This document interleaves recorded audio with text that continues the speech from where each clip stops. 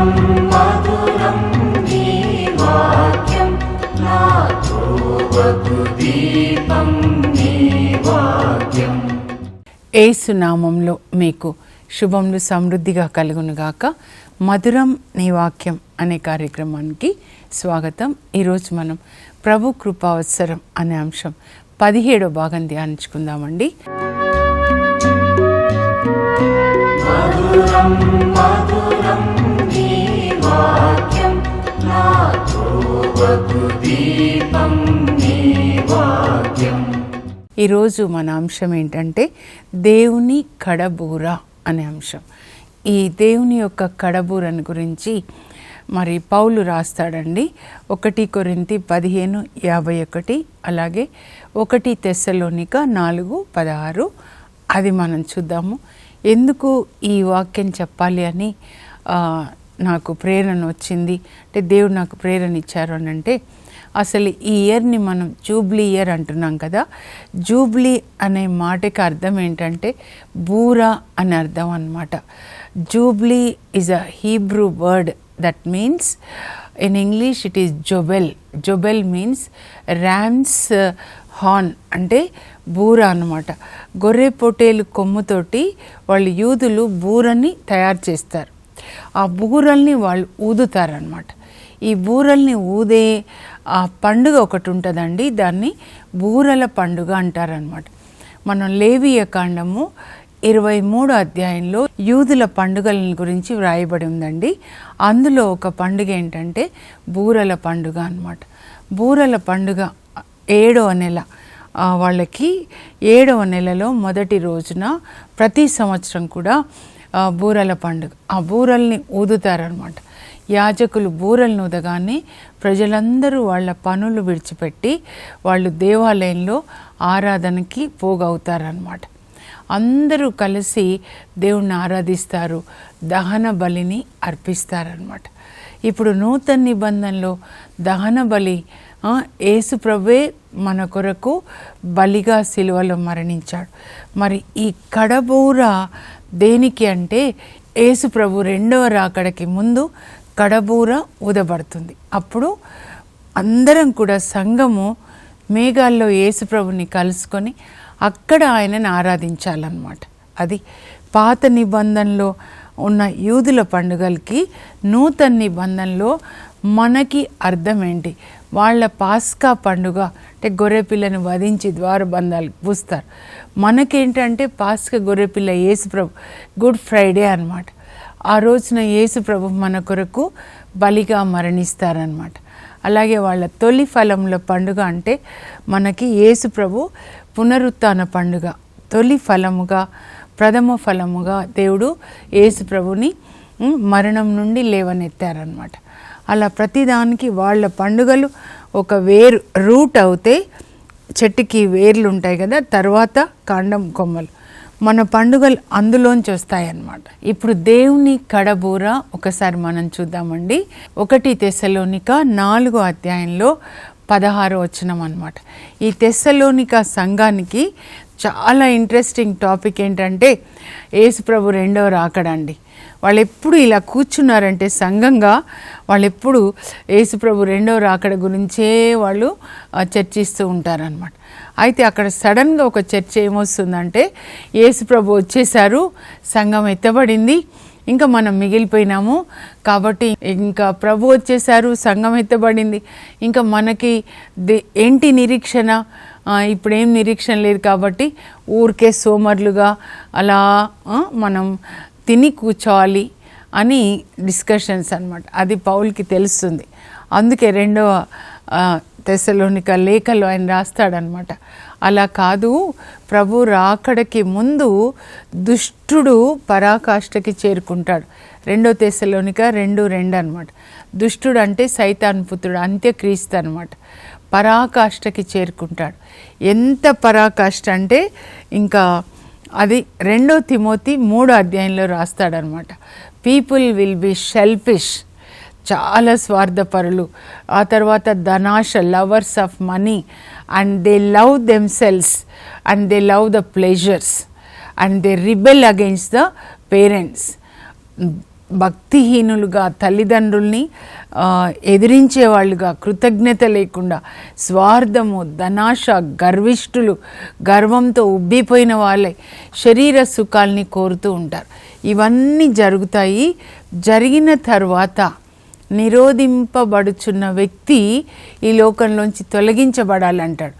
ఎవరంటే పరిశుద్ధాత్మ ఈ లోకంలో ఆ అంత్యక్రీస్తు యొక్క ఎంట్రీ ఈ లోకంలో రాకుండా నిరోధిస్తున్నాడు అన్నమాట. ఎలాగైతే ఏలియా బాలు ప్రవక్తల్ని సవాల్ చేసి వాళ్ళ శక్తిని బంధిస్తాడో అట్లా పరిశుద్ధాత్మ మన ద్వారా ఆ దుష్టుని యొక్క రాకడ ప్రత్యక్షత, బహిరంగ ప్రత్యక్షతని ఆపుతూ ఉన్నాడు. ముందు సంఘం ఎత్తబడాలి, ఎత్తబడే ముందు ఇవన్నీ జరుగుతాయి అని రాస్తాడనమాట. అయితే ఈ 1 తెస్సలోనిక 4:15 నుంచి మెల్లగా మనం చదువుదామండి. అక్కడ ఏమంటాడంటే, ప్రభువు నాకు చెప్పిన సందేశం నేను మీకు చెప్తున్నాను. పౌలు యొక్క గొప్పతనం ఏంటంటే, దేవుడు ఆయనకి ఏది బోధిస్తారో అది ఆయన ప్రజలకి బోధిస్తాడనమాట. అందుకే ప్రభు చెప్పిన సందేశం అంటాడు. కనుకనే ఆయన 14 లేఖలు నూతన నిబంధనలో లిఖించబడ్డాయండి. నూతన నిబంధనని 3 భాగాలుగా చేస్తే 2 భాగాలు పౌలు రాసిన లేఖలే. కొంచెం అర్థం చేసుకోవడానికి కష్టంగా ఉంటుంది, కానీ చాలా లోతైన మర్మాల్ని దేవుడు ఆయనకి బయలుపరుస్తారనమాట. ఈ యేసుప్రభు 2వ రాకడని గురించి కూడా యేసుప్రభువే ఆయనకి బయలుపరుస్తారనమాట. ప్రభు చెప్పిన బోధన ఇది ఏంటంటే, మనము మరణించిన వాళ్ళకంటే ముందుగా వెళ్ళము, కానీ ప్రభు వచ్చే సమయానికి ఎలా ఆయన వస్తాడు 2వ రాకడలో అంటే ఆర్భాటముతో, ప్రధాన దేవదూత షద్భముతో, దేవుని బూరతో ప్రభు పరలోకం నుంచి వస్తాడు. 3 విషయాలు అన్నమాట. ఆర్భాటంగా వస్తాడండి. తర్వాత ప్రధాన దేవదూత షద్భం. ఎవరు ప్రధాన దేవదూత అంటే అతిదూత మీకాయల్. తర్వాత దేవుని బూర, దేవుని బూరతో యేసు ప్రభు పరలోకం నుంచి వస్తాడంట. అంటే ఈ దేవుని బూర యేసు ప్రభే ఊదుతారు, అదే కడబూర అన్నమాట. ఆయన వస్తారు. అప్పుడు ఇంకా మనము మరణించిన వాళ్ళకంటే ముందుగా ఆయనని కలుసుకోం. మరణించిన వాళ్ళు ఎవరు అని అంటే పరదేశిలో నిద్రిస్తూ ఉన్న వాళ్ళు అన్నమాట. సో వాళ్ళు ముందుగా లేపబడతారు. తర్వాత ఈ భూమి మీద ఉన్న మనము ఆయనని కలుసుకోవడానికి మేఘముల మీద మధ్యాకాశంలోనికి కొనిపోబడతాము. దీన్ని రహస్య రాకడ అంటారండి. యేసు ప్రభు రాకడ ముందుగా 2వ రాకడలో, మొదటిది రహస్య రాకడ, మేఘాల్లోకి వస్తారు. అప్పుడు మేఘములపై మనం కొనిపోబడతామని ఉంది కదా. ఈ మేఘాలు ఏంటి అంటే పరిశుద్ధ ఆత్మదేవుడు అన్నమాట. యేసు ప్రభు అక్కడ మేఘాల్లోనికి ఆయన వచ్చినప్పుడు భూమి మీద మనకేం జరుగుతుంది, అక్కడ కడబూర ఊదగానే ఇక్కడ మనకేం జరుగుతుందో 1 కొరింథీ 15:51 అండి. జాగ్రత్తగా మనం చదవాలి. మనమందరము కూడా ఇది ప్రభు నాకు బయలుపరిచిన మర్మం అంటాడండి. ఈ మర్మాన్ని మీరు వినండి అంటున్నాడు. వినండి అంటే చాలా జాగ్రత్తగా వినండి, ధ్యానించండి. ఇది మీకు జరగాలి, మీరు పాల్గొనాలి. యేసు ప్రభు మేఘాల్లో వచ్చినప్పుడు ఆయనను కలుసుకోవాలని అన్నమాట. ఈ మర్మాన్ని మీరు జాగ్రత్తగా వినండి. కడబూర ఊదగానే కనురెప్ప పాటులో మనం మార్పు చెందుతామంట. ఇప్పుడు మనందరం ఇలా ఉన్నాం శరీరంలో కదండి, కానీ అక్కడ మేఘాల్లో కడబూర ఊదగానే రెప్పపాటు కాలంలో, ఎంత తక్కువ సమయం అండి కనురెప్ప, ఆ కాలంలో అంత సమయంలో మనం మార్పు చెందుతాం. ఏమవుతుందంట, మీరు జాగ్రత్తగా చదివితే క్షయమైన ఈ శరీరము అక్షయమైన మహిమ శరీరాన్ని ధరిస్తుందంట. అప్పుడు ఈ అక్షయమైన మహిమ శరీరాన్ని ధరించగానే ఈ క్షయమైనది ఏమైపోతుందంట, అది మాయమైపోతుంది అనమాట. అంటే అది బర్న్ అయిపోతుంది అనమాట. అప్పుడు మృత్యువు నాశనం చేయబడింది. Death is destroyed, victory is complete. ఎప్పుడైతే యేసుప్రభు మేఘాల్లోకి వస్తారో అప్పుడు ఆ బూరను ఊదుతారో అప్పుడు ఇక్కడ మనలో ఉన్న పరిశుద్ధాత్మ ఈ శరీరానికి మహిమ శరీరాన్ని ఇస్తాడండి, కప్పుతాడనమాట. కప్పిన తర్వాత మనము మహిమ శరీరాల్ని ధరించుకుంటాము. అప్పుడు మహిమ శరీరాల్ని ధరించుకున్న మనల్ని పరిశుద్ధాత్మ మేఘాల్లో మధ్యాకాశంలోనికి వచ్చిన యేసుప్రభుకి మనల్ని సమర్పించి ఆయన పరలోకానికి వెళ్ళిపోతాడు. పరిశుద్ధాత్మ యొక్క చివరి పని అదనమాట.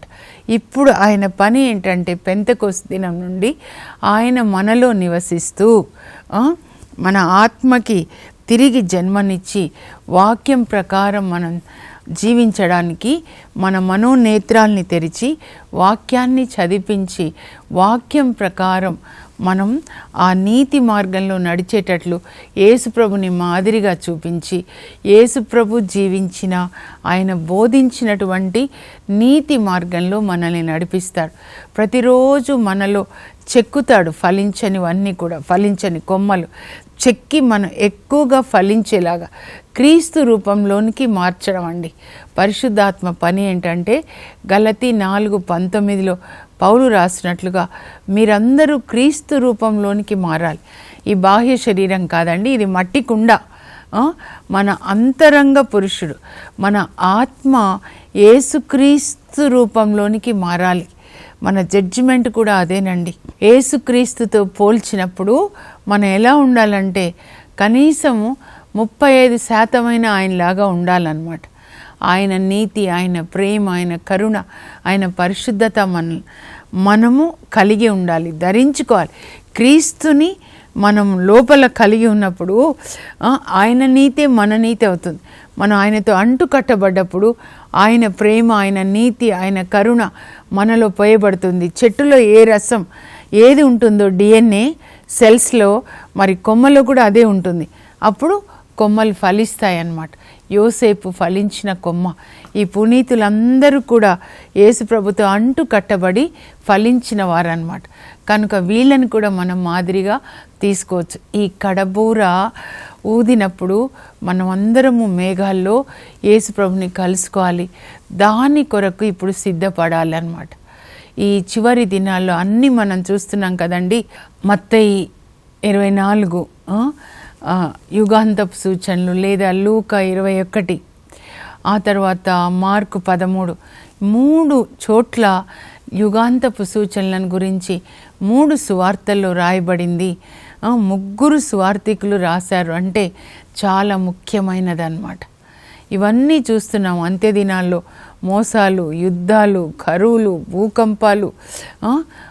మరి గత వారం మనం విన్నాం కదండి, Greek island Santorini. First time విన్నాను నేను దాని పేరు కూడా. మరి ఒక 3 రోజుల్లో 200 సార్లు అన్నారు భూకంపం వచ్చింది. తర్వాత 4 రోజుల్లో 300 సార్లు.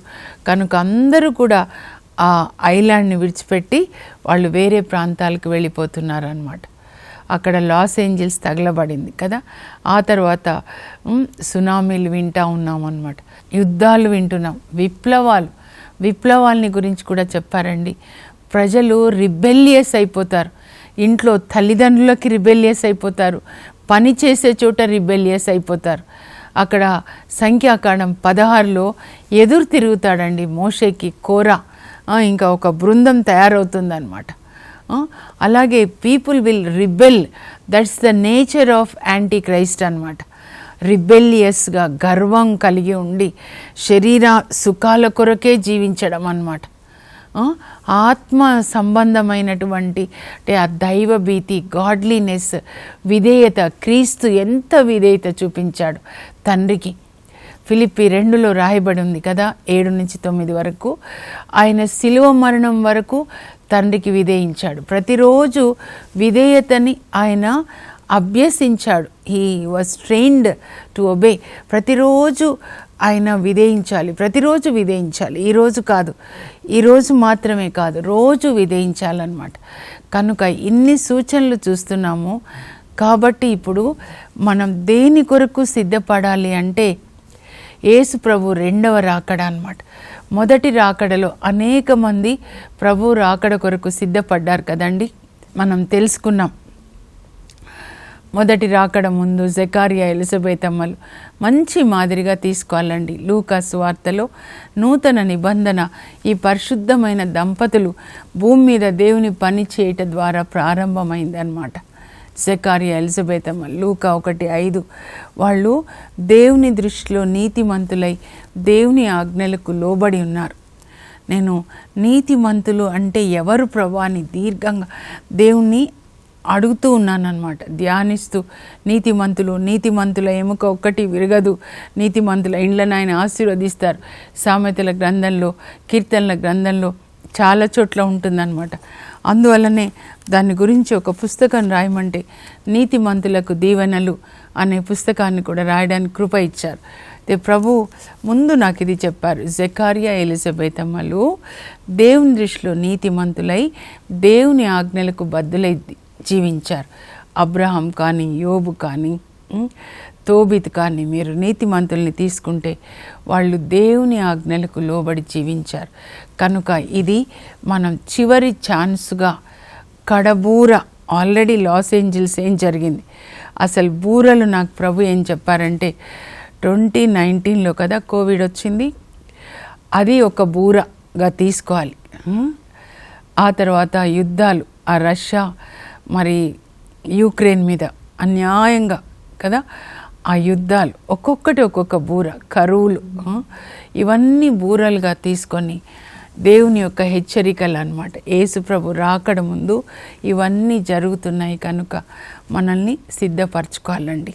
ఈ సంవత్సరం చూడండి జూబ్లీ ఇయర్ అని చెప్పారు కదా, అది మరి దేవుని యొక్క కృప అని నేను అనుకుంటున్నానండి. అందరం కూడా బూరల పండుగకి ఎలా వాళ్ళు ఇజ్రాయేల్ ప్రజలు పాత నిబంధనలో సంఘ ఆరాధనకి కూడుకుంటారు. అన్ని పనులు విడిచిపెట్టి అందరూ సంఘ ఆరాధనకి కూడుకొని దేవునికి దహన బలి అర్పిస్తారు. దయచేసి టైం తీసుకొని యూదుల పండుగలు మీరు చదవండి, అందులో బూరల పండుగ ఒకటి అన్నమాట.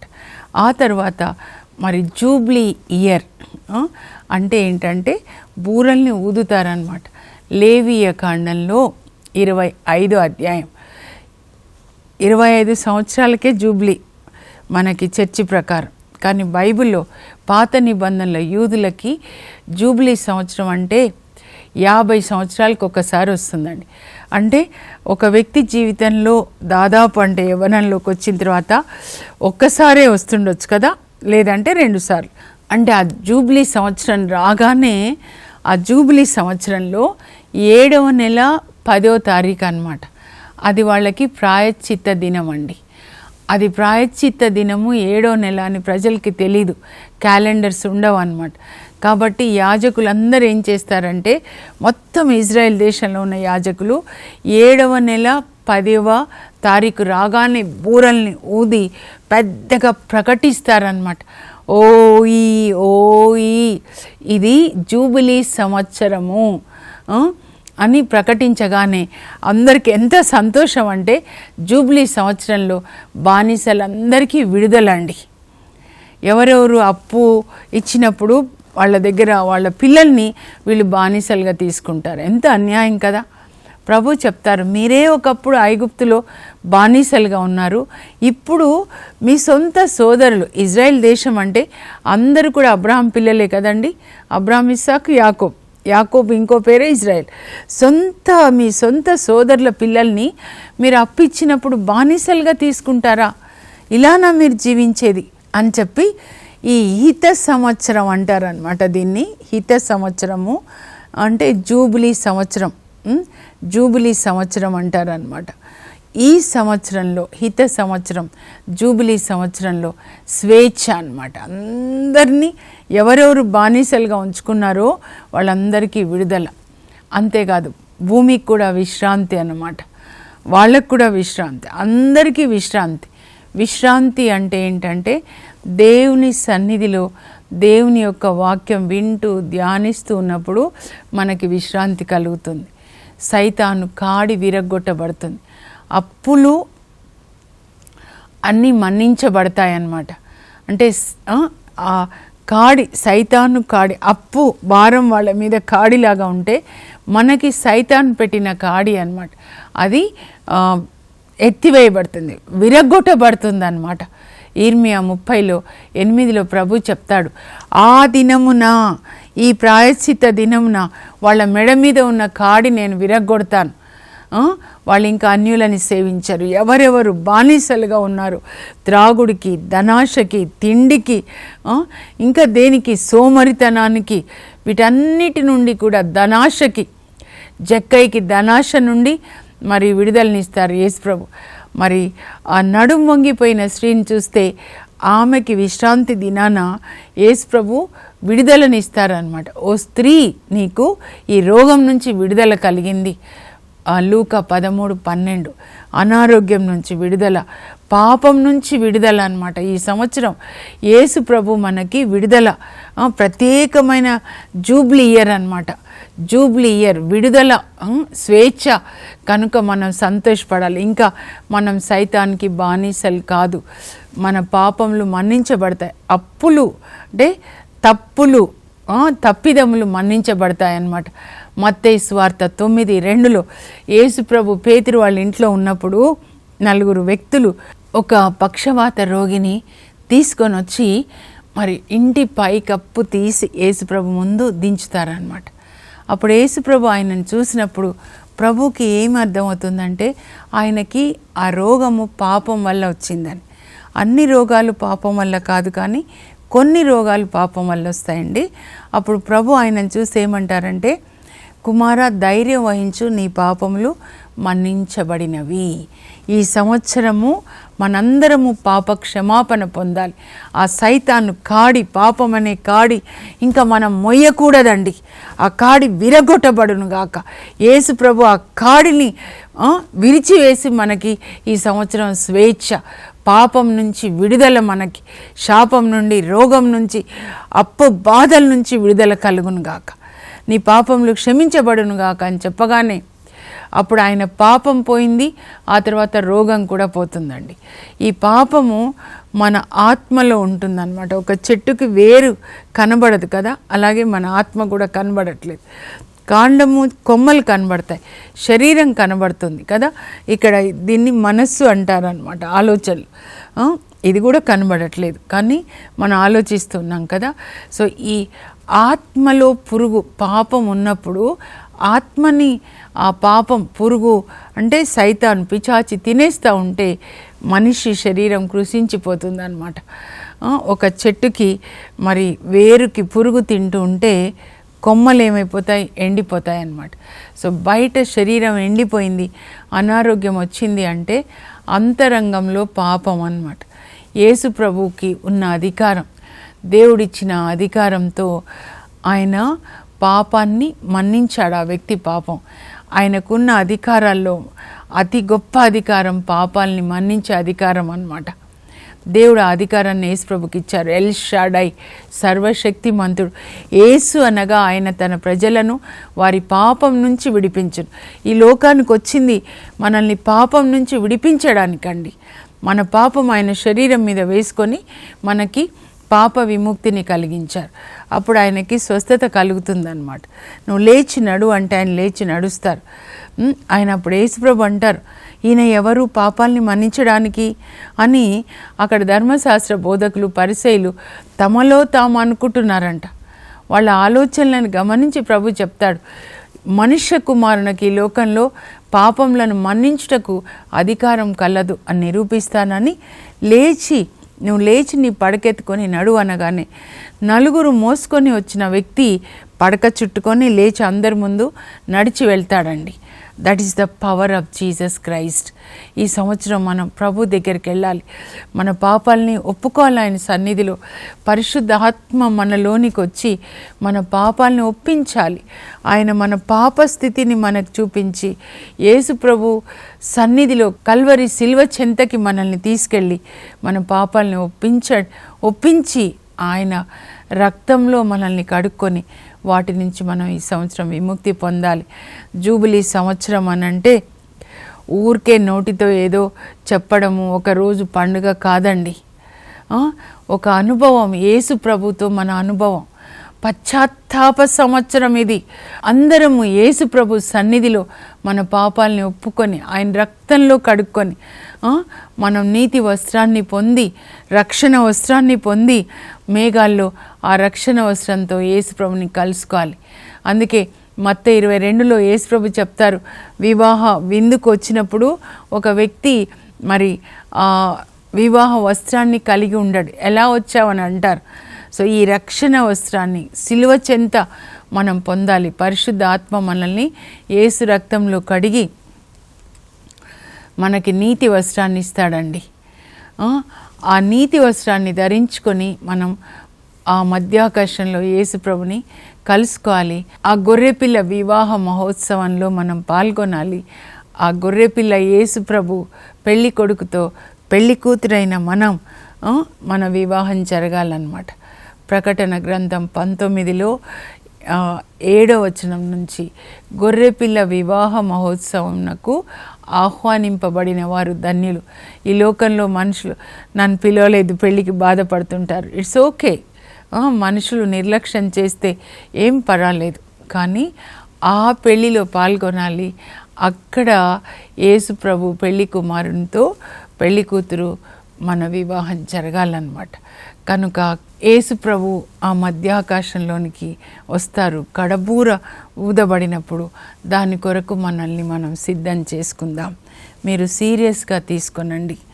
ఏదో వాక్యం వినుట అని కాదు, కానీ సీరియస్గా తీసుకొని సిద్ధపడండి.